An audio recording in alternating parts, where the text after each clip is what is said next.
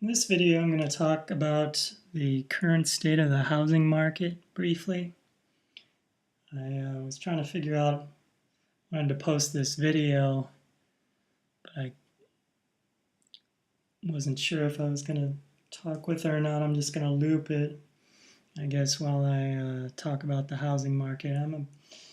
Follow economics pretty closely, and housing is in particular. And 2016 August, I believe the top of the housing market is in,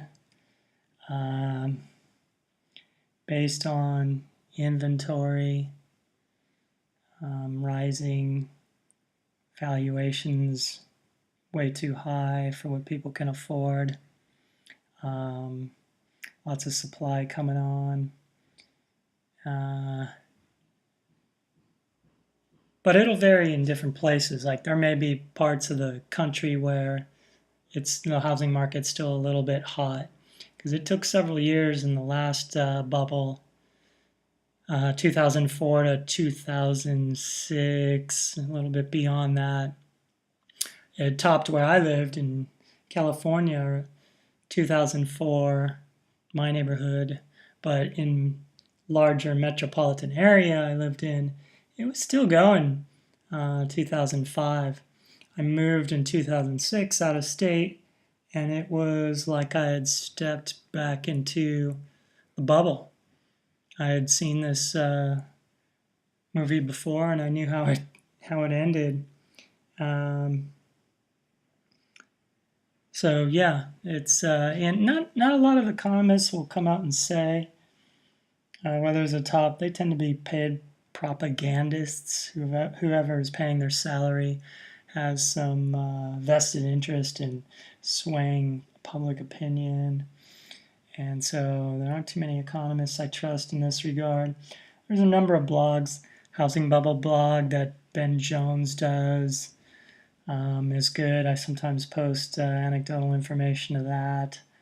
I've been posting on that since 2004 or 5. Time to time. There's Wolf on Wall Street. He has posts a lot about the housing market, observations, statistics. Wolf Ricther, I think, is his full name. And then there's Dr. Housing Bubble. I think he's got a blog. Profile is mostly California, because California is at the forefront of the stupidity and insanity in housing valuations. So I figured I'd just put this video kind of as a good analogy, and that this little bit of undersea real estate is someone's home, or a number of someone's, the fish's home. And again, extending the analogy, a lot of the homes bought in the U.S., around the world for that matter, in the past year or two, and going forward for another year, are going to be underwater probably in terms of valuation, which you can see typically in price per square foot statistics. It starts going down there. You start seeing, especially at the high end, since those are business owners, people who really follow the economy and have their pulse on business climate, that tends to get cold real quick early on. There are going to be other mitigating factors too, like supply, if a whole bunch of inventory comes online. But for those people who are want to get into housing, now's a good time just to keep socking away money for down payment, or even being able to buy in cash. That will get you the best deal. Although a lot of these houses are going to get trashed, as they were in the last bubble. So it'll cost a pretty penny to just make them habitable again. And also, if you're just renting or whatever, look for price negotiations down as inventory comes on, or being ready to even move so you get a better deal that way, because sometimes landlords will offer new tenants deals, but kind of stiff the current tenants because they figure that it's a burden to move and that you'd rather not move and just pay the higher cost. But if you can be a little bit more flexible, you should be able to extract some better deals out there.